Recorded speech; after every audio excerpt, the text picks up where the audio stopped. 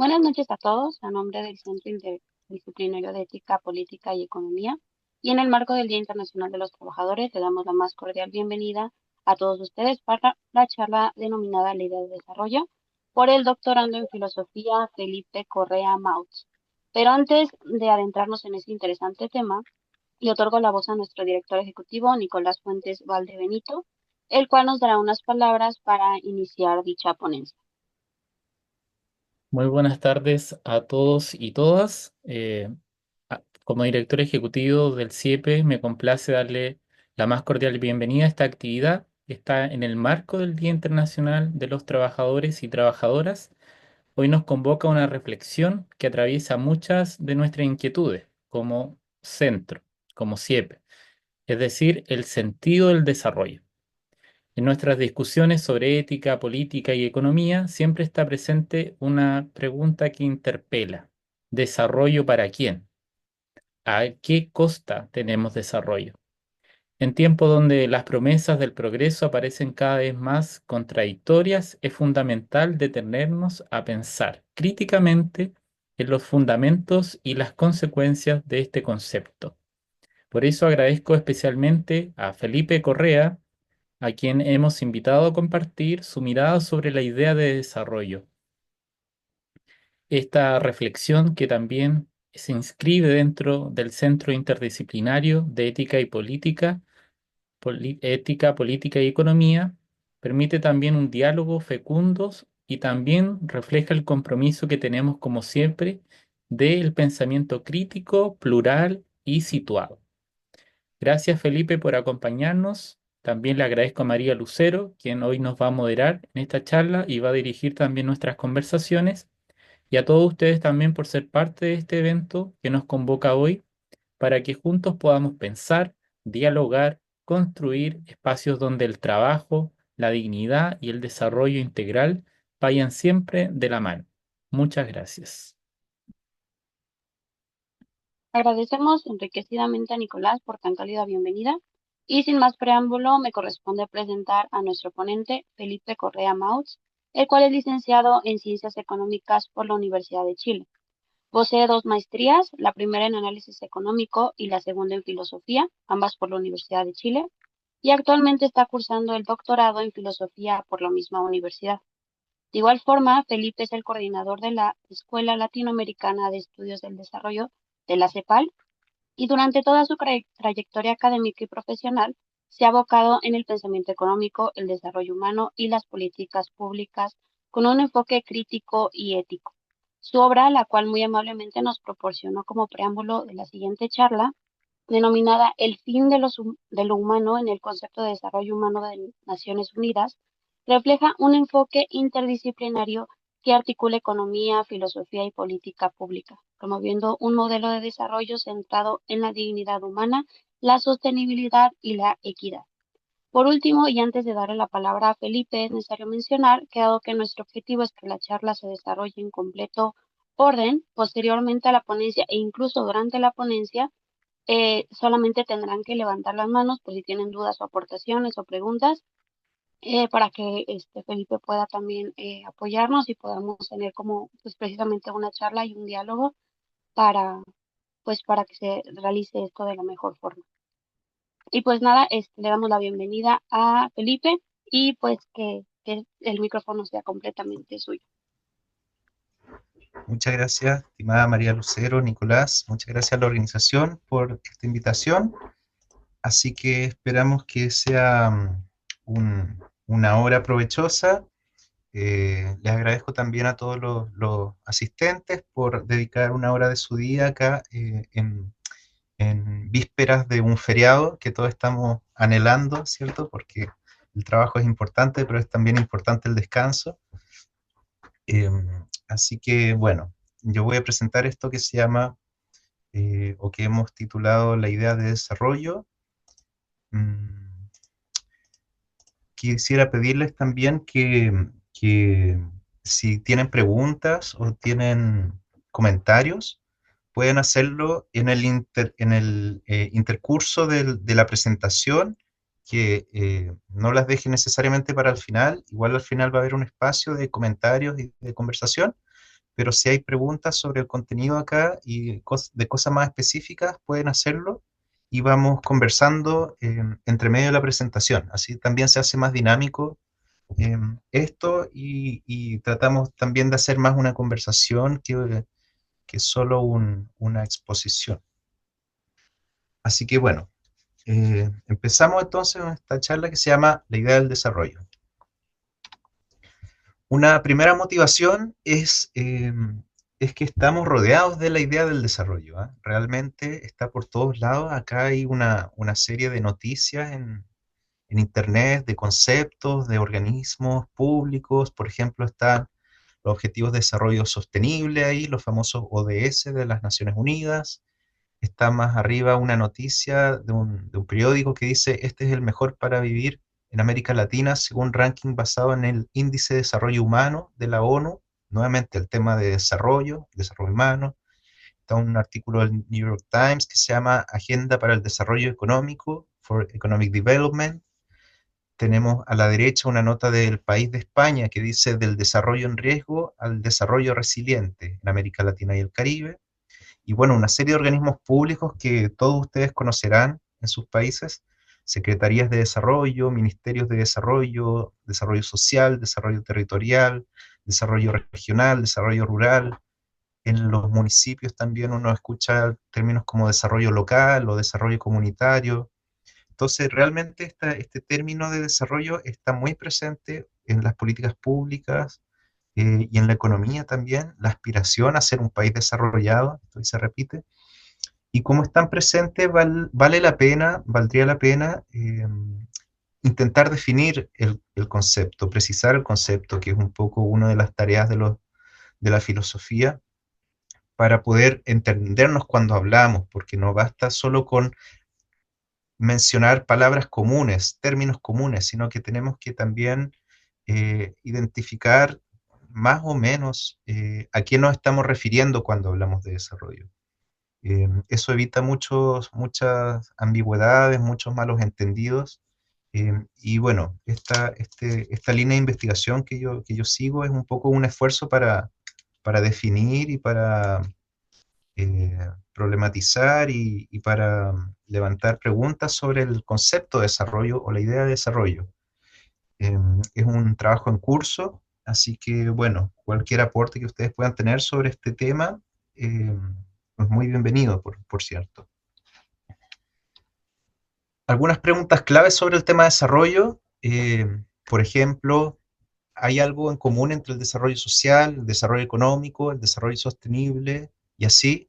Todos estos desarrollos con calificativos, ¿tienen algo en común que los relacione o realmente son nociones independientes de una de otra? El desarrollo económico va por un lado y no tiene tanto que ver con el desarrollo social ni con el desarrollo sostenible en términos conceptuales, digamos, cómo se ligan, más que empíricamente, porque uno puede establecer correlaciones empíricas sin mucha dificultad cuando uno trata de medir el concepto, pero más que nada relaciones conceptuales entre estos términos. Otra pregunta es si el desarrollo es algo que se dice de los países, por ejemplo, hablamos de los países desarrollados, ¿no? O de llegar a ser un país desarrollado, o de que o de las sociedades, que nosotros somos una sociedad en desarrollo, o que existen sociedades desarrolladas. O también se dice de los individuos, por ejemplo, el desarrollo humano o el desarrollo personal, y por ejemplo, si existe el desarrollo económico, pero a nivel de individuos, de agentes. Entonces, estas cosas también de nivel hay que clarificarlas y ver si hay alguna relación entre estos niveles, en términos de si el desarrollo de una persona está relacionada al desarrollo de una sociedad o de una comunidad y en qué dirección, cuál es la causalidad, si los países se desarrollan porque se desarrollan las personas o las personas se desarrollan porque se desarrollan los países, en fin. Un tercer ejemplo de pregunta es si el desarrollo sostenible, por ejemplo, significa, ¿qué significa un desarrollo sostenible realmente? Porque desarrollo sostenible, que se usa muchísimo hoy día, ya les voy a mostrar algunas gráficas y algunas mediciones sobre eso. Un desarrollo sostenible es un desarrollo de tipo sostenible. Pero si es un desarrollo de tipo sostenible, entonces, ¿qué significa el desarrollo? Porque sobre qué es sostenible estamos todos de acuerdo. ¿Es un desarrollo económico sostenible o es un desarrollo de la economía de forma sostenible o es un desarrollo del país de forma sostenible? ¿Y qué es el desarrollo del país? ¿Y qué es el desarrollo de la economía? Estas preguntas son importantes también para ir clarificando la idea. Y después la última pregunta que ya se han preguntado digamos, muchos autores, entre ellos Amartya Sen, Celso Furtado, en publicaciones anteriores, es si el desarrollo es un estado, es decir, nosotros llegamos al desarrollo en algún punto, o es más bien un proceso. Si el desarrollo es transitar por una vía para llegar a algún lugar, o no necesariamente para llegar a algún lugar, pero es transitar, digamos, un proceso, o es ambos también. Puede ser el desarrollo como un estado, como un proceso. Y bueno, para empezar a dar algunas reflexiones sobre el tema del desarrollo y estas preguntas, acá está una pintura de Delacroix, que es un pintor francés que se llama La libertad guiando al pueblo, es porque el desarrollo ha estado muy vinculado también a lo que en la filosofía se conoce o se ha conocido como la idea de progreso, la noción de progreso, que es lo que representa también un poco esta imagen. Y vamos entonces a partir esta charla con los orígenes de la filosofía del progreso, y quisiera acá citar a Kant, que es uno de los grandes exponentes de la idea de progreso y de la filosofía del progreso. Él tiene varios textos sobre este tema, que están escritos a finales del siglo XVIII, por ejemplo, en este texto que se llama Replanteamiento de la cuestión sobre si el género humano se halla en continuo progreso hacia lo mejor. Él dice en un pasaje: no se trata solo de un principio bien intencionado y recomendable en la práctica, sino válido asimismo para la teoría más rigurosa. ¿Qué cosa? Aquello de que el género humano ha estado progresando siempre hacia lo mejor, y así continuará en lo sucesivo. Miren qué atrevido, ¿eh? Dos afirmaciones súper impactantes. Una, que el género humano ha estado progresando siempre hacia lo mejor. Y dos, y así continuará en lo sucesivo. Entonces, hay varios filósofos que son representantes de esta idea del progreso y que han incorporado este tema en sus reflexiones. Acá no vale la pena mencionar a todos porque es una lista grande y es una investigación grande de la idea del progreso en la filosofía. Aquí solo quisiera mencionarles tres libros que son muy buenos y muy completos sobre el tema de la historiografía de la idea del progreso, la historia de la idea del progreso. El primero es de Berry, que se llama The Idea of Progress. El segundo es de Pollard, que se llama The Idea of Progress de fines de los 60. El de Berry es de la década del 20. Y Nisbet, que es un poco más reciente, se llama History of the Idea of Progress. Y algunas preguntas que surgen en la filosofía del progreso son las siguientes. Primero, una pregunta sobre la cognoscibilidad, sobre la posibilidad de saber si ha existido progreso en la historia de la humanidad. Eso, por un lado, requiere que sepamos, que hagamos una evaluación histórica, ¿cierto? Tiene todos los problemas de la historiografía y de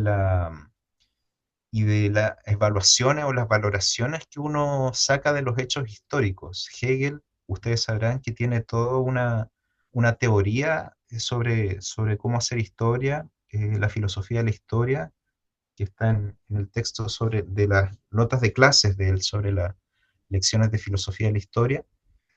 Em, pero una cosa complicada acá es que cuando uno ve la historia, uno evalúa la historia generalmente con el punto de vista actual. Entonces, si uno va a decir que la humanidad ha progresado, uno tendría que valorarlo según las valoraciones que tenemos nosotros actualmente, que probablemente son distintas a las valoraciones que se tenían antiguamente.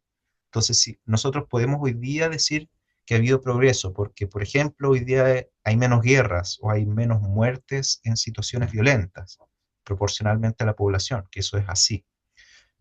pero quizás alguien de la antigüedad utilizaría otra métrica para evaluar si hay o no hay progreso, y quizás, aunque nosotros pensemos que haya habido progreso, alguien de la antigüedad eh, pensaría que no, que hay un retroceso, de hecho, porque lo que se valoraba en la antigüedad es distinto a lo que se valoraba. Entonces, eso es uno de los problemas también de hacer la valoración histórica sobre el progreso. Otra pregunta clave es saber si seguirá existiendo un progreso en la historia de la humanidad, y es una de las cosas que dice Kant, de hecho, en su frase, en esta frase, y es que él piensa que va a existir un progreso indefinido en la historia de la humanidad. Y esto realmente no tenemos cómo asegurarlo, es más bien una esperanza, ¿cierto? Pero bueno, la filosofía intenta también hacer una evaluación de la historia no solo desde los hechos empíricos, sino también desde una racionalidad en el avance del curso de la historia, o al menos así fue como lo intentó la filosofía en esta época. Otra pregunta que también es relevante es si es deseable el progreso, porque incluso hay filósofos como Jean-Jacques Rousseau que, a pesar de que señalaban que había existido un progreso, decían al mismo tiempo que este progreso había sido indeseable o había sido negativo para el alma humana, para la moralidad humana. Rousseau define el progreso como el progreso técnico, el progreso tecnológico, y decía que esto había afectado de forma negativa a la convivencia y a la humanidad, digamos, la humanidad de la humanidad. Entonces, no solo hay que pensar si es que ha habido o no ha habido progreso, sino también si es que realmente el progreso es deseable. Esa es otra pregunta importante. Otra pregunta es si el progreso es infinito o tiene límite, o es más bien indefinido, es decir, que no se sabe si hay o no hay un fin, sino que no existe una definición simplemente.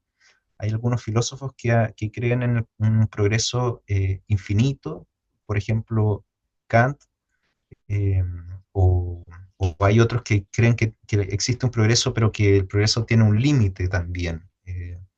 Y acá hay una cierta discusión sobre Hegel, sobre la posición de Hegel, si el progreso tiene una clausura y se llega a un fin de la historia, o hay más bien un progreso de forma infinita o indefinida. Una penúltima pregunta interesante en esta filosofía del progreso es qué forma tiene el progreso, si es que existe, si es lineal, si hay idas y retrocesos, pero la tendencia es ascendente, o si es un progreso, digamos, si hay un progreso, hay una forma de la historia que es circular, una especie de eterno retorno, y que en algún momento hay progreso, pero en otro retroceso, que es también la idea cíclica de la historia que está en Platón. No sé si ustedes se acuerdan del mito de Cronos, donde en algún momento el tiempo retrocede y vuelve a comenzar todo. O puede ser una forma de U también, por ejemplo, que hay una caída, como la filosofía judeocristiana, que ven un paraíso, el Edén, desde el cual hubo una caída, y a partir del momento de la caída hay un progreso hacia el retorno al cielo, o al hogar de Dios, y eso podría ser descrito como una, una forma de la historia en U, donde hay un progreso inscrito en un proceso que, digamos, que sugiere la existencia también de una caída previa. Y una última pregunta, también interesante, clave en todo esto del desarrollo actual, es qué es el progreso humano, cómo se define el progreso humano y qué lo caracteriza, porque cada filósofo habla del progreso digamos, queriendo decir distintas cosas. Para Hegel, el progreso de la humanidad es el progreso del espíritu en la búsqueda de su libertad. Para Kant, el progreso humano es el progreso moral del ser humano. Para otros filósofos, bueno, y acá paso a la siguiente diapositiva, que esto se resume bien en el libro de Berry. Existe un progreso que se llama un progreso eudemónico, que es que la humanidad es cada vez más feliz. Y hay varios filósofos también, sobre todo previo a la Ilustración, que definen y que defienden la idea de un progreso anclado al bienestar social y a la felicidad. Y también hay otras nociones de progreso más modernas, eh, que se refieren al progreso científico o a la capacidad de la humanidad de conocer y descubrir los secretos de la naturaleza y el modo de funcionamiento de la naturaleza, y también el progreso técnico, que es otra definición también, que es la capacidad de los seres humanos para elaborar a partir de la ciencia artefactos que nos faciliten la vida y que nos permitan hacer aún más descubrimientos mayores. Entonces, hay distintas concepciones del progreso humano, distintas definiciones, y uno cuando entra este tema a la filosofía del progreso tiene siempre que tener en cuenta que cada filósofo habla del progreso en sus propios términos y que los diálogos entre los filósofos por eso tiene que ser considerando las distintas definiciones y nociones que cada uno utiliza. Entonces, llegado el siglo XIX y el siglo XX, surge esta idea de progreso material, que es una especie de unión entre el progreso científico y el progreso técnico, y Berry lo expresa de la siguiente forma: los resultados espectaculares del avance científico y la técnica mecánica hicieron que el hombre medio considerase algo familiar el crecimiento indefinido del poder humano sobre la naturaleza, al tiempo que su mente penetraba los secretos de la naturaleza. O sea, progreso técnico más progreso científico. Este evidente progreso material, que desde entonces no se ha detenido, ha sido la base fundamental en que se apoya la creencia general en el progreso hoy prevaleciente. Entonces, Berry lo que está diciendo es que hoy día, mayoritariamente, cuando se habla de progreso, o en 1920, en realidad, hace un siglo atrás, se está queriendo referirse al progreso material, cuando la gente decía en esta época, estoy progresando en la vida o queremos progreso, se está refiriendo en realidad al progreso material. Y al menos en Chile, es común ver que las poblaciones de familias de ingresos más bien reducidos, a veces se llaman población el progreso o comunidad habitacional el progreso. Y eso tiene también una relevancia porque gente de bajos recursos considera que el progreso es suplir sus necesidades básicas insatisfechas, que es como lo primero que hay que solucionar en la vida de alguien que ni siquiera tiene para alimentarse, para subsistir. Eh, entonces eso ya nos da una idea muy importante de cómo el progreso hoy día, o en esta época que escribía Berry, se entendía, y en realidad en el siglo XX, progreso humano como progreso material, no como un progreso moral, no como un progreso eudemónico, ni como un progreso anclado a la libertad del espíritu, sino como un progreso material. Yo no veo por si acaso las manos levantadas, ¿ah? Así que si hay alguien que quiera hacer una pregunta, un comentario, nuestra colaboradora va a poder señalarlo. Acá hay un gráfico hecho con una aplicación que se llama Google Ngrams, que lo que hace es ver cuánto se repiten las palabras en la base de datos de Google Books, que tiene millones de libros desde 1500 en adelante. Y acá lo que quiero mostrar es cómo la idea de desarrollo en inglés, development, fue creciendo y fue un poco sustituyendo a la idea de progreso en inglés, progress. Y ya el año 1889, development empieza a ser más citado en los libros que progress, y progress va perdiendo lentamente la presencia en los textos en favor del desarrollo, que es lo que hoy día más conocemos, ¿cierto? Hoy día no tenemos ministerios ni secretarías de progreso rural, ni de progreso social, ni de progreso económico, sino de desarrollo rural, desarrollo económico, desarrollo sostenible, etc.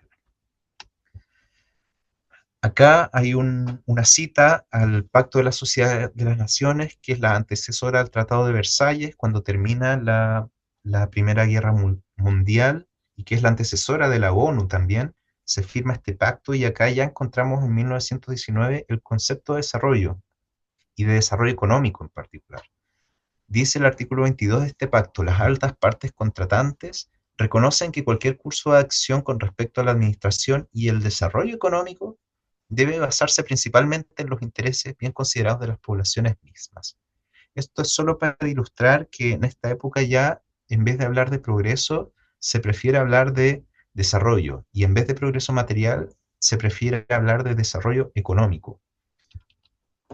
Otro ejemplo es la Carta de las Naciones Unidas, que en 1945 incorporan también la noción de desarrollo. Dice, con miras a la creación de las condiciones de estabilidad y bienestar necesarias para las relaciones pacíficas y amistosas entre las naciones, basadas en el respeto del principio de la igualdad de derechos y la libre determinación de los pueblos, las Naciones Unidas promoverán a. Estándares más altos de vida, pleno empleo y condiciones de progreso y desarrollo económico y social. Incluyen progreso, pero ya no es solo progreso, sino también desarrollo. Y no solo desarrollo económico, sino también desarrollo social. Y en un momento vamos también a hablar un poco sobre estos distintos matices del desarrollo.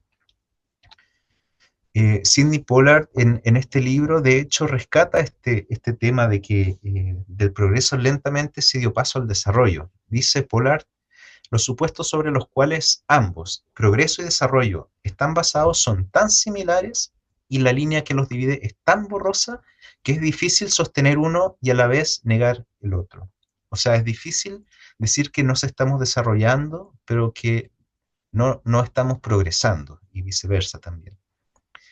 Y después dice, en un párrafo contiguo, entre los economistas y los especialistas de campos estrechamente relacionados, la atención dedicada al desarrollo económico se encuentra entre los hechos más destacables de nuestra era. Esta avalancha de palabras e ideas acerca del desarrollo económico ha sido, como si fuese por milagro, mantenida lejos de la grande y creciente literatura sobre el progreso en la historia.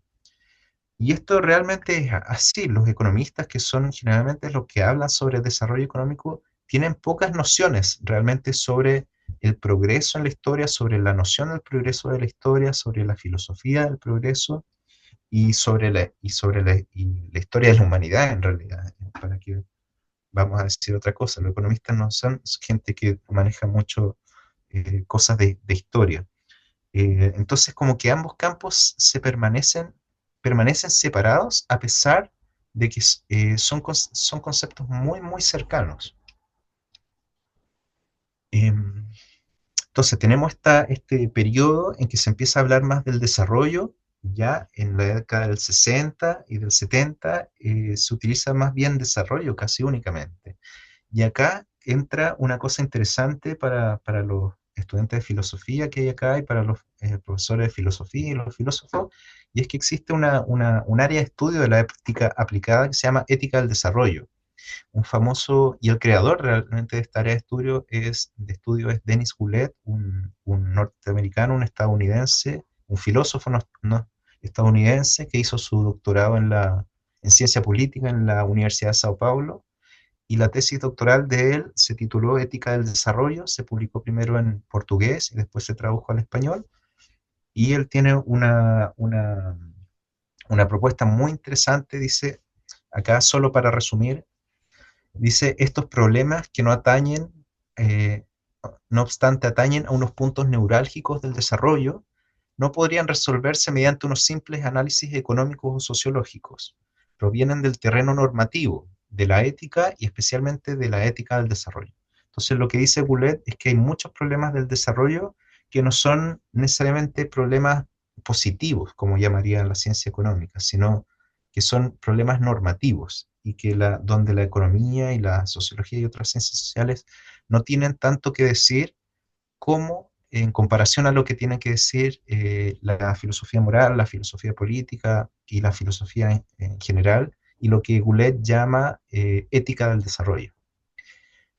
Hay otro autor también relevante para la ética del desarrollo que fue Louis-Joseph Le Bret, que fue un sacerdote católico, especialista en temas de desarrollo, que trabajó en proyectos de desarrollo en todo el mundo, tiene muchos libros muy interesantes, fundó una corriente de pensamiento que se llama economía humana, y él también se refiere a la ética del desarrollo en estos términos, en este libro. En fin, no hemos podido escapar totalmente a consideraciones de orden ético. Nos parece que desde el momento en que se trata de hacer progresar al hombre, al ser humano, estas consideraciones éticas no pueden estar fuera de nuestro objeto y que la ética del desarrollo merecería ya sola una obra entera. Entonces, en estos años es donde se está creando la noción de ética del desarrollo, De hecho, a partir de los trabajos de Goulet principalmente, se creó la Asociación Internacional de Ética al Desarrollo, IDEA. Hay una cantidad importante de libros escritos como este que está a la derecha, que edita Jay Drydick y Lori Kelleher. Lori Kelleher es hoy día la presidenta de la Asociación Internacional de Ética al Desarrollo, y es un campo en el que han escrito muchísimos autores importantes como Des Gasper o como Amartya Sen acá a la derecha, o David Crocker, que está aquí al centro. A pesar de que Amartya Sen se identifica más con otras corrientes como la de las capacidades, las capabilities, también interviene en el debate de ética del desarrollo y tiene libros importantes sobre ética y economía y ética y desarrollo. Entonces, pasamos ahora a las dimensiones del desarrollo, porque el desarrollo, digamos, hay varios como tipos de desarrollo, sí, dimensiones del desarrollo es el término más preciso que utiliza la literatura. Esto es una medición también en los libros de Google Books desde 1900 en adelante, sobre la presencia de las palabras asociadas al desarrollo. Por ejemplo, en la línea azul vamos a ver que desarrollo económico, economic development, es el término más utilizado en la literatura de libros de la base de Google Books, que tiene su auge, empieza su crecimiento en la década del 40, justamente con la fundación del Banco para la Reconstrucción y el Desarrollo del Sistema de Naciones Unidas. Tiene un pic cerca de los años 70, 69 creo que es, ahí se mantiene, y desde los años 90 baja un poco, pero suben otros conceptos. Por ejemplo, le sigue desarrollo social en rojo, desarrollo humano también en verde oscuro, desarrollo político en la línea naranja, que también fue una literatura muy relevante en la ciencia política específicamente, y el desarrollo sostenible, que crece a partir de la década del 80 y hoy día es el término más utilizado en los libros, incluso más que desarrollo económico, desarrollo sostenible. Entonces, acá tenemos 5 dimensiones del desarrollo. Uno podría también pensar en más dimensiones. Nosotros, para el trabajo que hacemos en la Escuela Latinoamericana de Estudios del Desarrollo, utilizamos estas cinco dimensiones del desarrollo para ordenar nuestros pensamientos, y es también lo que está publicado en este libro del año 2023, que fue una serie de autores que escribimos acá y editamos con Aldo Madariaga, que se llama Economía, Ecología y Democracia hacia un nuevo modelo de desarrollo.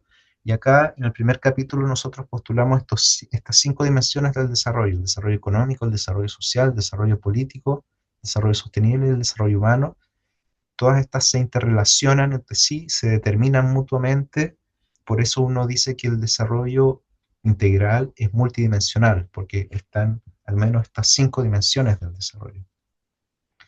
Ahora, ¿qué es lo que une a las distintas dimensiones del desarrollo? Y esta es una de las preguntas iniciales también de esta charla, porque existen, claro, estas 5 dimensiones del desarrollo que se interrelacionan y se determinan mutuamente, pero hay algo, digamos, hay un concepto de desarrollo que agrupe a todas las dimensiones del desarrollo, porque el desarrollo humano algunos lo utilizan para agrupar a todos, pero realmente es una noción más del desarrollo de la persona, del individuo. La psicología lo ha tratado así desde hace al menos una década. Entonces, hay algo que une a las distintas dimensiones del desarrollo humano, y hay algunas reflexiones sobre esto también, y conceptos y términos que tratan de hacer esta unificación. Por ejemplo, Goulet en este mismo libro dice, al hablar aquí de desarrollo, mucha gente utiliza solo eso, desarrollo. Entendemos desarrollo integral, armonizado y orgánico, una serie de pasos en una evolución ordenada por una población o subpoblación determinada, de una fase menos humana a una fase más humana. Eso tiene también un correlato en la filosofía, sobre todo en la filosofía antigua, que vamos a ver en unos minutos. Éticamente hablando, el desarrollo orgánico e integral, encarado como acto y como régimen, se funda sobre la primacía del ser sobre el poseer, o del ser sobre el tener, la solidaridad universal entre los seres humanos, y la totalidad de las dimensiones humanas a desarrollar. Acá están las dimensiones humanas a desarrollar, que son las dimensiones del desarrollo que yo les mencionaba, en el libro de Goulet del año 65, y Goulet le llama esto desarrollo integral, o desarrollo orgánico e integral. Ese es su concepto para hablar de lo que unifica a las distintas dimensiones del desarrollo. Martha Nussbaum, que es una filósofa que todos conocemos también, que ha intervenido en estos debates, en un libro del año 2011 menciona lo siguiente: el término desarrollo humano, que es el término que algunos utilizan para hablar de este desarrollo, digamos, del núcleo del desarrollo integral, sugiere el despliegue de las facultades que el ser humano aporta al mundo. Históricamente, el enfoque de desarrollo humano está influenciado por las opiniones filosóficas que se centran en el florecimiento o la autorrealización del ser humano, desde Aristóteles hasta John Stuart Mill en Occidente y Rabindranath Tagore en la India. Entonces, cuando Nussbaum habla del florecimiento o autorrealización del ser humano, ¿a ustedes les suena algún concepto filosófico antiguo que hoy día se traduzca como florecimiento humano, autorrealización del ser humano? Y es evidente para los que conocen a Martha Nussbaum, porque ella tiene una raíz básicamente aristotélica, que es también muy similar a lo que plantea Denis Goulet cuando dice el paso de una fase menos humana a una fase más humana. Eso también puede ser entendido como el florecimiento o la autorrealización del ser humano. Y en la filosofía antigua, los primeros que hablaron de esto en Occidente fueron los filósofos griegos, y en particular Aristóteles, que utiliza el término eudaimonía, que hoy día se puede traducir como florecimiento humano, autorrealización, también felicidad, es de los más utilizados para traducir el término. Bienestar también utilizamos nosotros como bienestar integral, y otros términos también que se pueden utilizar. Entonces pasamos de una reflexión del siglo XX con Martha Nussbaum a una reflexión del siglo IV, antes de la era común. Y ya nos vamos a los orígenes de la filosofía en Occidente. Dice Aristóteles en varios pasajes, pero en uno de los más claros sobre este tema: después de haber tratado acerca de las virtudes, la amistad y los placeres, nos resta una discusión sumaria en torno a la eudaimonía, a la felicidad, a la autorrealización, el florecimiento humano, puesto que la colocamos como fin de todo lo humano. Y cuando llegamos a este punto, ya el desarrollo, tenemos que preguntarnos por la teleología del desarrollo, o sea, cuál es el fin del desarrollo integral, digamos, del desarrollo de las personas, las sociedades y los países en general. Y el fin, hay una serie de discusiones sobre el fin. Eso está acá en este paper publicado en la revista de filosofía de la Universidad Católica de la Santísima Concepción, que se titula El fin del humano en el concepto de desarrollo humano de Naciones Unidas, donde hay una discusión sobre la teleología del desarrollo. Aprovecho de hacer un poco de publicidad también a los papers. Y ya en Aristóteles y en Nussbaum, el fin del desarrollo es la felicidad, es la eudaimonía, o sea, el progreso y el desarrollo están adscritos a una concepción eudemónica, que es como el progreso también se entendió en los principios de la discusión de la filosofía del progreso. Entonces vamos a quedarnos con Aristóteles en los 7 minutos que nos restan de esta charla, porque me parece lo más interesante quizás para una comunidad filosófica.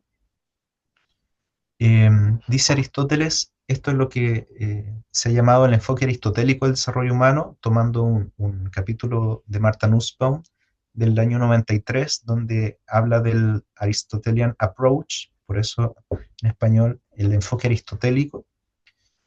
El capítulo se llama Non-Relative Virtues, virtudes no relativas, an Aristotelic Approach, un enfoque aristotélico. Entonces Aristóteles dice en la metafísica respecto a la eudaimonía o la felicidad: cuando no hay obra alguna aparte de la actividad, cuando no hay ergon aparte de la energía, la actividad se realiza en los agentes mismos. O sea, cuando uno no fabrica nada, sino que realmente la actividad es una actividad sin mercancías, una actividad de la persona, del ser humano. La actividad se realiza en los agentes mismos. Por ejemplo, la visión se realiza en el que está viendo, la actividad de contemplar, la contemplación se realiza en quien está contemplando, y la vida, que es una actividad también, Zoe, se realiza en la mente o en la psiquis. Hoy día diríamos la psiquis, la psique. Y por tanto, la felicidad también se realiza en la mente, en la psiquis, pues, puesto que la felicidad o la eudaimonía es un tipo de vida, es una clase de vida. Así define Aristóteles la felicidad como un tipo de vida, de Zoe, que se realiza en la mente o en el alma humana, en la psique. También dice Aristóteles respecto a la vida humana en particular, y esto es relevante porque estamos hablando del el enfoque aristotélico del desarrollo humano, no es cualquier desarrollo, sino que el desarrollo humano, no es el desarrollo de animales, ni de plantas, ni de una aplicación, estamos hablando del desarrollo humano.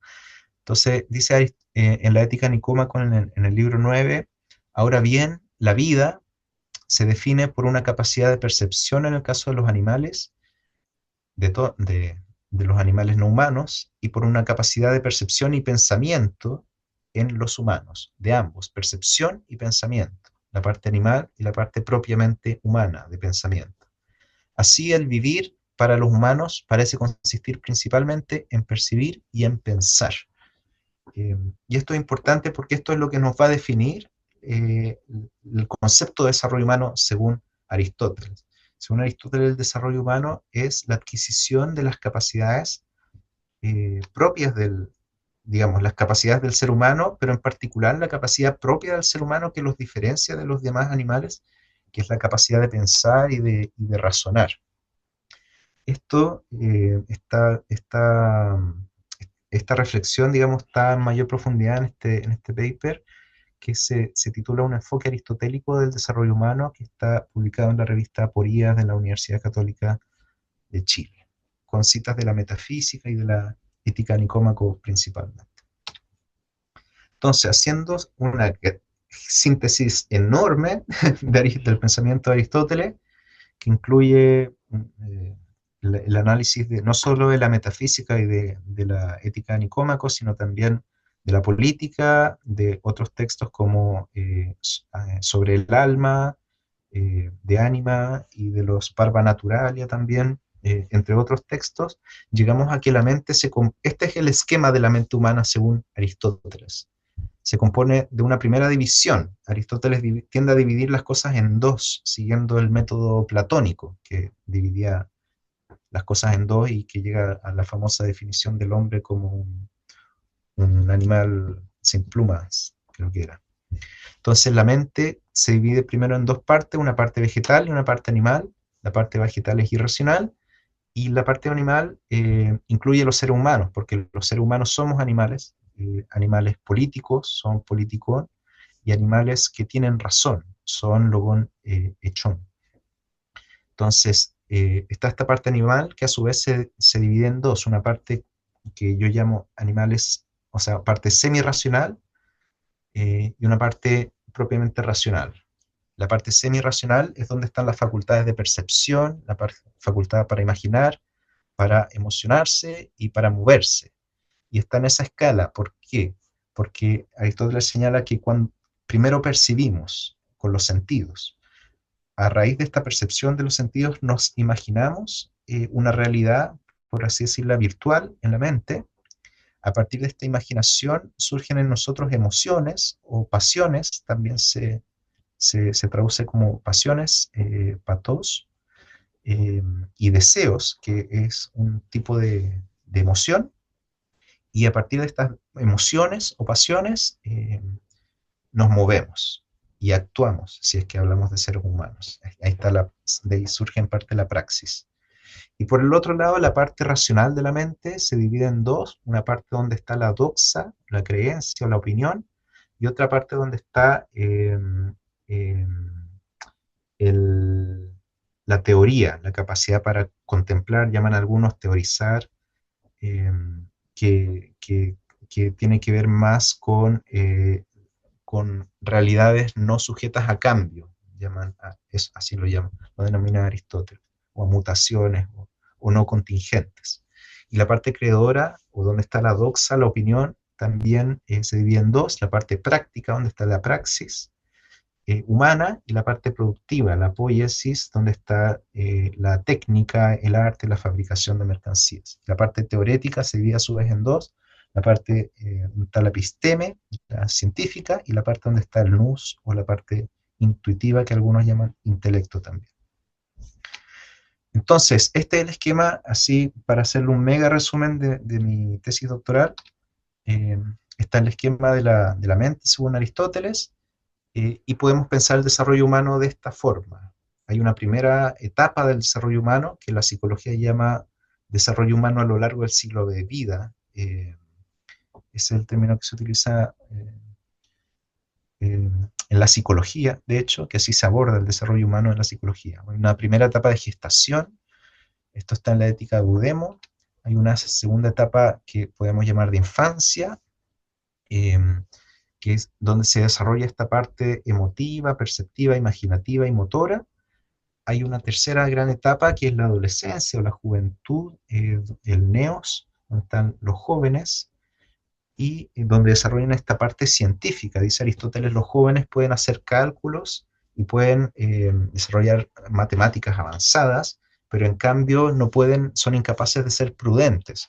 ¿Por qué? Porque la prudencia es una virtud que se desarrolla en la adultez, ¿ya? Con el desarrollo de esta parte que es cognitiva, que es de la parte racional, el desarrollo cognitivo propiamente tal, que a su vez posibilita el desarrollo de la intuición, que es ya como el núcleo del ser humano, como la esencia del ser humano según Aristóteles. Entonces uno puede tener una teoría del desarrollo humano basada en este esquema general del pensamiento de Aristóteles. Y dentro de esto hay una parte importante la idea del desarrollo, que es el desarrollo ético o el desarrollo moral. ¿Qué significa esto? La psicología también lo aborda, eh, pero desde la deontología, en realidad. La psicología moderna, con autores como Piaget y Colbert, lo abordan desde un enfoque de los deberes y de las normas. Por eso este psicólogo francés, Jean Piaget, hace sus estudios y sus experimentos para ver cómo los niños se comportan respecto a las reglas de un juego. Entonces los pone a jugar y va haciendo reflexiones sobre el respeto de las normas. Esta es básicamente la base de la teoría del desarrollo moral de la psicología actual. Lo que aquí estamos tratando de proponer, y que ha sido propuesto también por numerosos filósofos y textos, es el desarrollo moral, el desarrollo ético, pero desde una ética de las virtudes. Y la definición es que es el desarrollo moral o el desarrollo ético, el desarrollo de un carácter virtuoso, que es sinónimo de un carácter prudente o con frónesis. Esto significa que el desarrollo de la virtud o excelencia relativa a la parte semi-racional de la mente, que es esta que está acá en verde, que empieza con la infancia, pero que se extiende por todo el ciclo de vida del ser humano, y tiene como principio la moderación en las emociones y en las acciones que son susceptibles de ser excesivas o deficientes. En la moderación, la sofrosina es el principio ético central de Aristóteles.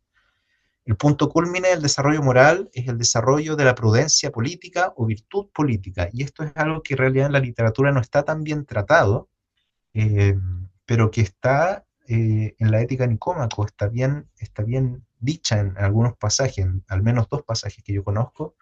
Uno es en el libro 5, donde, hablando de la justicia, Aristóteles dice: en efecto, muchos son capaces de usar la virtud moral en lo propio y no capaces o incapaces de usarla respecto a otros. ¿Qué significa esto? Que primero se consigue la virtud moral propia respecto a lo que es bueno para uno mismo, y después se consigue la noción de qué es bueno para los demás. Esto es muy importante porque determina el curso del desarrollo moral y de la práctica del desarrollo moral. El peor de los humanos es, pues, el que usa de maldad consigo mismo y sus compañeros, y el mejor ser humano no es el que no el que usa la virtud moral consigo mismo, sino también con otro, porque esto es una tarea difícil. Entonces el desarrollo moral, Aristóteles empieza con uno mismo, viendo lo que es bueno para uno mismo, y con el tiempo y con el progreso moral, uno expande esa habilidad, no es una habilidad, ese carácter, digamos, para incorporar lo que es bueno para los demás. Entonces ya esto para terminar, tenemos estas 5 dimensiones del desarrollo, eh, y tenemos también que se puede hablar del desarrollo político e incluso el desarrollo económico desde una filosofía del desarrollo integral que considere al menos estas 5 dimensiones, porque el desarrollo humano está bien tratado en Aristóteles, tiene que ver con la cognición, con la frónesis, con la prudencia, con la racionalidad, con la ciencia, también con la parte moral o ética de la mente, pero también uno puede tener reflexiones de carácter económico o político. Por ejemplo, en un famoso pasaje del libro 6 dice, pero la prudencia parece referirse especialmente a uno mismo. Las restantes disposiciones se llaman economía o economos, legislación, eh, que está el nomos ahí, y la política, la politique. Habrá por consiguiente una forma de conocimiento consistente en saber lo que a uno le conviene, que es la prudencia, y esta difiere muchas de las otras, y parece que el que sabe lo que le conviene y se ocupa en ello es prudente, mientras que a los políticos, por otro lado, se les llama entrometidos, porque también dicen saber lo que les conviene a los demás. De esta opinión procede la creencia de que solo estos, o sea, los que buscan lo que es bueno para ellos mismos, que solo estos son prudentes, pero quizás no es posible el bien de uno mismo, incluso, o sea, incluso un prudente necesita economía y necesita régimen político. Por eso dice, quizás no es posible el bien de uno mismo sin la economía ni sin régimen político. O sea, la prudencia en realidad no se basta a sí misma, sino que requiere de, de la sociedad y de la virtud de la sociedad que se expresa, de la comunidad que se expresa en la economía, en la buena administración de la hacienda y de la política o de la buena administración de la ciudad y del Estado. Entonces acá ya entramos a las dimensiones del desarrollo económico y del desarrollo político. Una frase también muy interesante sobre la dimensión del desarrollo económico es esta, que me parece, cuando descubrí esta frase me voló la cabeza. Dice en el libro 7, por eso el hombre feliz necesita de los bienes corporales y de los externos, y de la fortuna, de la economía, en realidad, la riqueza, lo que hoy día llamaríamos los ingresos, que es la provisión de la satisfacción de necesidades básicas, en fin, para no estar impedido por la carencia de ellos. Y puesto que la felicidad necesita de la fortuna, creen algunos que la buena fortuna es lo mismo que la felicidad, pero no lo es, ya que también es un obstáculo para la felicidad si es excesiva, si el dinero es excesivo o la riqueza es excesiva, la fortuna en general. Y quizás entonces ya no es justo llamarla buena fortuna, pues su límite está determinado por su relación con la felicidad. Fíjense qué interesante esto en una sociedad que piensa que uno debería aspirar a un nivel de riqueza infinito o al menos indeterminado. Acá Aristóteles está diciendo la riqueza tiene un límite y ese límite está dado por el monto que maximiza la felicidad. Acá hay un gráfico, lo voy a pasar bien rápido, que es un paper que salió hace un par de años que explora la relación entre ingreso y felicidad, o evaluación de la vida promedio, en varias distintas regiones del mundo. América Latina es esta, donde dice que la felicidad promedio se alcanza en un monto cercano a los $40.000 anuales, que son como 3 millones de pesos chilenos mensuales. Y a partir de ese momento, la felicidad empieza a caer. Y esto se replica en varias regiones, pero especialmente en América Latina. Entonces la evidencia empírica hoy día nos está diciendo que el buscar los ingresos tiene también un límite. Para Chile está este gráfico basado en la encuesta CACEN, que es la encuesta de hogares del año 2013, donde pregunta sobre la satisfacción con la vida de la persona. Discúlpenme lo feo del gráfico, pero no tuve tiempo para hacerlo más, arreglarlo un poquito. Y acá, si ustedes ven, hay un punto máximo al medio que está alrededor de los $8.000 o 8 millones de pesos, $8.000 mensuales en Chile, que es más que en América Latina en general, porque Chile es un país de ingresos más altos. Pero lo interesante y lo más interesante es que pasado ese punto, la encuesta que hacen, la misma encuesta que hacen, esta es una regresión no paramétrica para los economistas presentes, dice que la felicidad empieza a caer a partir de ese punto. O sea, lo más racional es no pasarse de ese punto, siguiendo la lógica de Aristóteles. Esto sobre el tema económico en Aristóteles está también publicado en un artículo que escribimos con Fernando Arancibia de la Universidad Católica, en el diccionario de Palgrave sobre economía, que se titula Aristotle's Views on Economics. Un poquito de publicidad igual. Y bueno, sobre desarrollo social también uno podría hablar algo, dice Aristóteles, nadie querría vivir sin amigos, aunque tuviera todos los demás bienes, y la amistad y el amor, que en griego antiguo es la filia, es la base del desarrollo comunitario, del desarrollo social, porque de hecho es la base de la política, como en este pasaje de la Ética Eudemo que dice, la amistad basada en la igualdad es la amistad cívica o la amistad política, la amistad de los ciudadanos. Esta de una parte se basa en la utilidad y las ciudades son amigas entre sí, de la misma manera que los ciudadanos son amigos entre sí, basados en una igualdad ciudadana. Así pues, la amistad cívica desea estar basada en la igualdad. Y acá puede hacerse toda una reflexión que combina desarrollo social con desarrollo económico, con desarrollo político, perdón, al combinar la amistad cívica, digamos, la amistad de las comunidades y de las personas y las familias, los hijos con los padres, en fin, con la amistad cívica o la convivencia social. Y esto ya es para terminar, es la última diapositiva.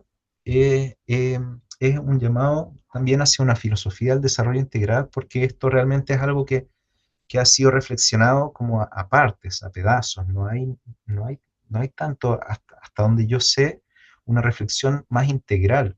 Hay algunos textos también que recogen varias de estas cosas, pero no hay todavía un cuerpo de conocimiento que integre varias ramas de la filosofía y de otras disciplinas. Por ejemplo, existe la ética del desarrollo, como les mostré, existe la economía del desarrollo con autores importantes, Myrdal o Hirschman, etc. Está la sociología del desarrollo, que en América Latina también fue muy importante, la antropología del desarrollo, eh, con Arturo Escobar, la teoría de la modernización y la democracia, que habla desde la ciencia política sobre el desarrollo político, la epistemología del desarrollo, entre otras. Entonces hay realmente una necesidad de vincular varios conceptos y términos que utiliza la filosofía con los términos que utilizan otras disciplinas, porque ese es uno de los grandes escollos para llegar a un pensamiento más integrado.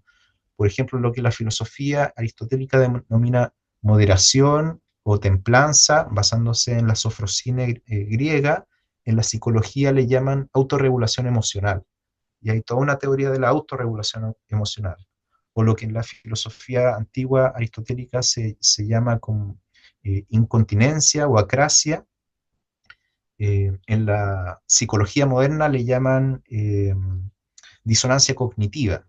Entonces hay muchas cosas de traducción entre disciplinas que se requieren para avanzar en una filosofía del desarrollo integral que incluya también digamos, los conocimientos más actuales sobre este tema. Y por cierto, un diálogo interdisciplinario es muy necesario en esto, así que lo que hace acá el centro, el CIEPE, que es este diálogo entre filosofía, política y economía, me parece muy necesario hoy en día, hacer estas traducciones de los conceptos y de los términos y llegar a reflexiones más integrales entre la ciencia económica, la ciencia política, la filosofía, pero también la psicología, incluso la ecología o las ciencias naturales.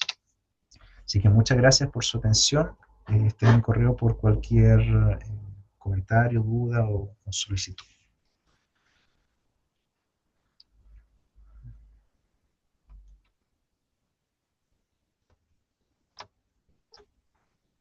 Bueno, muchísimas gracias, Felipe, creo que no me estaba escuchando, por tan asombrosa charla y por la interdisciplinariedad que nos menciona tu pensamiento. lo cual considero será algo muy bueno tanto para el centro como para también difundir, como dijiste, tus aportes. Y bueno, ya como ya casi se nos acaba el tiempo, a continuación tendremos como un breve espacio para algunos comentarios y preguntas. En el chat precisamente mencionaron algunas cosas, déjalos, lo digo. Em, Max Reyes dijo, con estas preguntas me hace recordar el artículo de Denis Goulet, en el que luego de mirar con lupa la noción de desarrollo, dice que finalmente que el desarrollo es un asunto de todos, pero ¿quiénes son todos? Eh, am, Igual Liz Voss dice, existen proyectos que aborden la relación de la educación pública con el desarrollo, no desde la educación tradicional, sino desde la experimentalidad pedagógica, por ejemplo.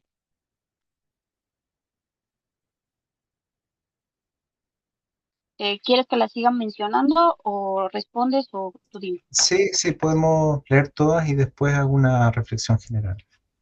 Ok, va. Ok, entonces, dice Pablo Barrientos, tengo una pregunta sobre la idea y la relación entre países desarrollados y países en vías de desarrollo. ¿Cómo se define y qué relación se establece entre estos dos grupos de países? En particular, ¿es pertinente pensar desde un marco descolonial que no existirían países desarrollados sin países en vías de desarrollo? Em, Liz Foss también nos dice, se considera el desarrollo de la naturaleza o medio ambiente con la extinción de especies. Sucede lo contrario, la IA ayudará al desarrollo de la naturaleza, la relación entre desarrollo integral e IA, y creo que esas son las únicas que tenemos ahorita. No sé si Ok, alguien más quisiera mencionar algo, una pregunta. bueno, a ver, vamos a ir a hacer una reflexión eh, sucinta sobre estos temas, sobre lo que la pregunta sobre la cita de Boulez de que el desarrollo es un asunto de todos.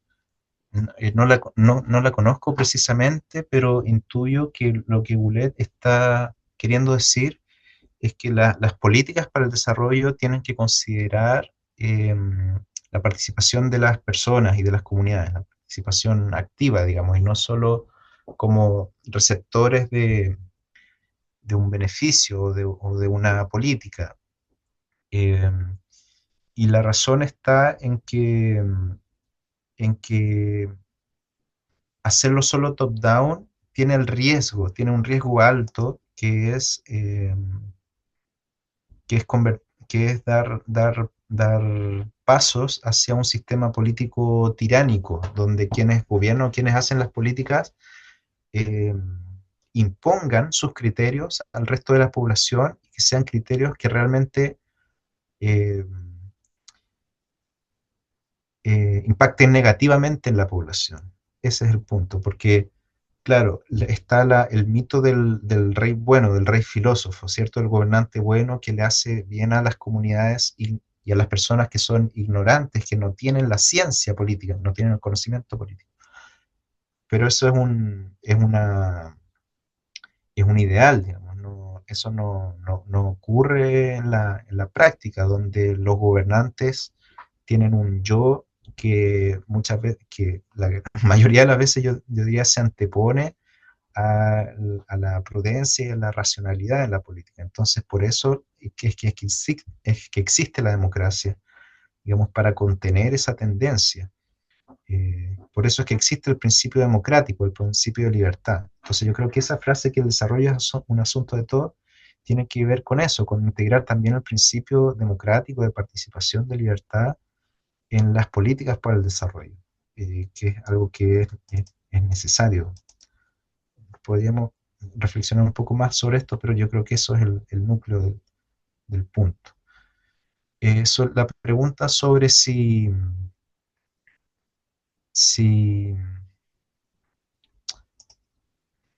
existen proyectos que aborden la relación de la educación pública con el desarrollo no es de la educación tradicional, sino de la experimentalidad pedagógica, por ejemplo. Yo no estoy eh, no conozco tanto la experimentalidad pedagógica ni la literatura al respecto, eh, pero, pero creo que lo que puedo decir es que la educación en la noción de desarrollo humano y de desarrollo integral, conciben la educación para la formación de personas integrales que tienen una,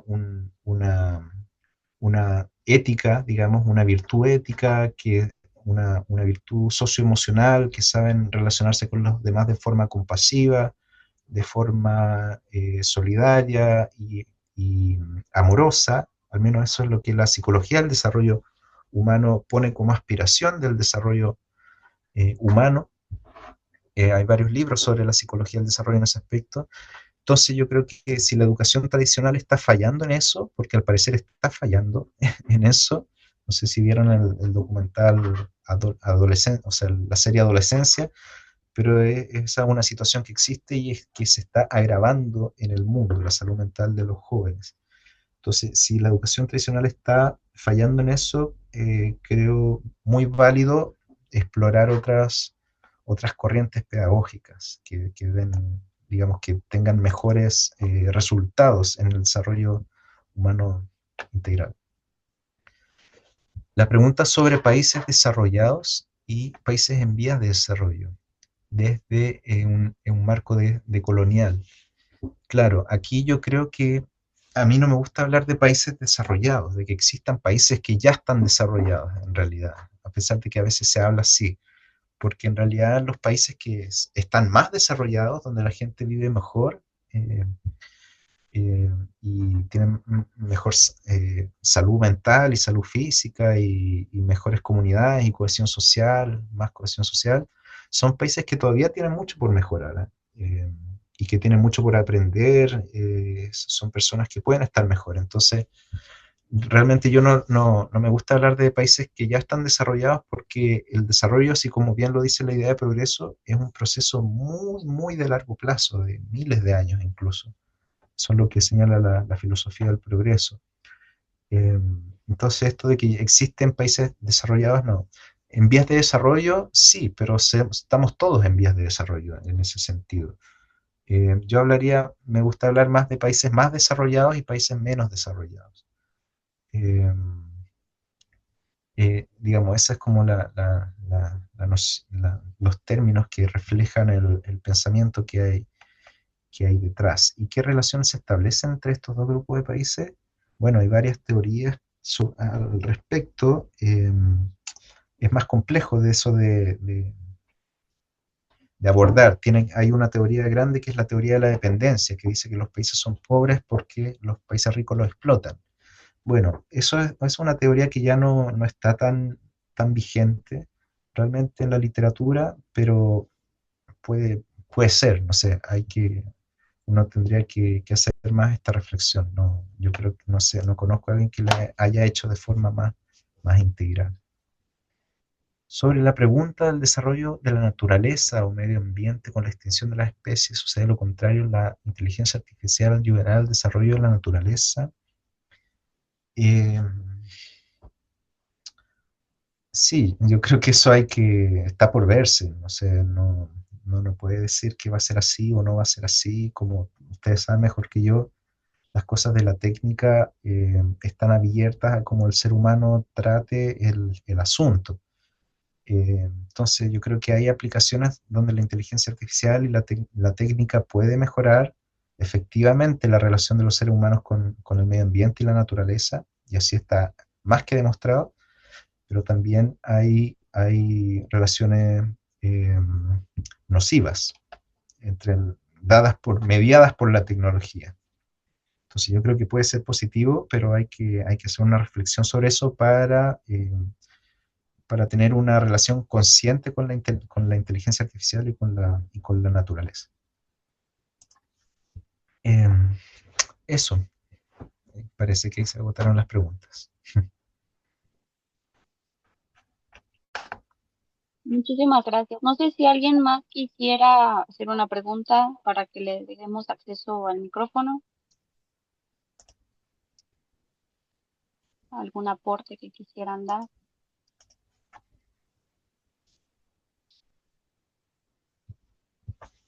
Raúl Villalobos. Sí, hola Felipe, muchas gracias por la presentación, muy interesante. Muy buena. Eh, y creo que igual, como que mi pregunta que tenía, me la respondió un poco con el desarrollo social que abordaba usted con Aristóteles y todo, pero no sé si mi tema es cómo este desarrollo humano integral finalmente concibe las relaciones o el tema relacional. Tema relacional medido en confianza en las instituciones, confianza en las otras personas, en el vecino, y bueno, allí todo como una encuesta. Sí, gracias Raúl por la pregunta. Bueno, es central eso de la confianza. Yo creo que desde la filosofía del desarrollo, o al menos desde la filosofía aristotélica, eso puede abordarse a través del concepto de la amistad o del amor, de la filia. Y a partir de ahí, hacer una reflexión sobre capital social, sobre confianza, que son los términos que hoy día se utilizan. Es muy importante hacer esa conexión entre los términos que hoy día se utilizan en la literatura y las reflexiones de la filosofía sobre esto. Entonces Aristóteles dice ahí que la amistad o el amor, digamos, lo que cohesiona las sociedades. Platón, de hecho, lo dice de una forma muy sugerente, que dice que cuando la desigualdad social es muy grande, se está refiriendo a la desigualdad económica, puede llegar a un punto en que hay dos estados dentro de un estado, y cuando eso sucede, no es posible la política, porque la política es una sola en un estado. Y eso, digamos, eso tiene estrecha relación con lo que hoy se habla sobre capital social y cohesión social, y, y fondo sobre la confianza que se tienen las personas unas a otras y la confianza que tienen en las instituciones políticas. Entonces yo creo que una reflexión muy interesante puede venir por ahí.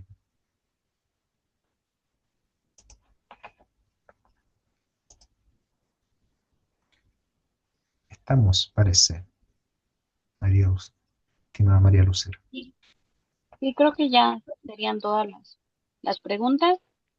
Pues agradecemos a la audiencia que se pudo conectar el día de hoy. Obviamente también a Felipe Correa por la gran ponencia que nos proporcionó. Creo que verdaderamente fue algo muy fructífero y esperamos las investigaciones que surjan de este doctorado. Y pues nada, también agradecemos a Nicolás por la organización y pues le doy la palabra para que pueda cerrar nuestra reunión. Bueno, estoy muy feliz de la recepción de esta ponencia, de esta charla. Agradezco a Felipe por su clara exposición. Se nota un avance en su investigación profundo. También a María Lucero por hoy estar moderando esta sesión. Y también quisiera comentarles que el Centro Interdisciplinario en Ética, Política y Economía desarrolla constantemente charlas, diálogos para que nos puedan seguir, y también aquellos que quieran ser parte ya del centro puedan también escribir por correo. Somos una comunidad de 68 académicos, investigadores, profesionales y también estudiantes que quieran ser parte para dialogar sobre estos temas. Y quisiera dar 4 actividades siguientes que tenemos para poder dejar los invitados. El lunes 5 de mayo a las 20 horas Chile va a estar el doctor Max Reyes, quien también pudo estar presente en esta charla, y él nos va a exponer entre la ley y la justicia, prónesis y epiqueia en diálogo hermenéutico. Va a ser una charla abierta a toda la comunidad. El jueves 8 de mayo a las 15 horas tendremos una charla con el doctor Víctor Espinosa, profesor e investigador de Faro UDD, con la charla titulada Construyendo Futuro, Lecciones de Economía del Desarrollo. El lunes 12 de mayo, a las 19 horas, Argentina, vamos a tener una charla con el doctor Gabriel Zanotti, titulada Antropología Filosófica Cristiana y Economía de Mercado. Esta va a ser una charla interna para los integrantes de CIEP.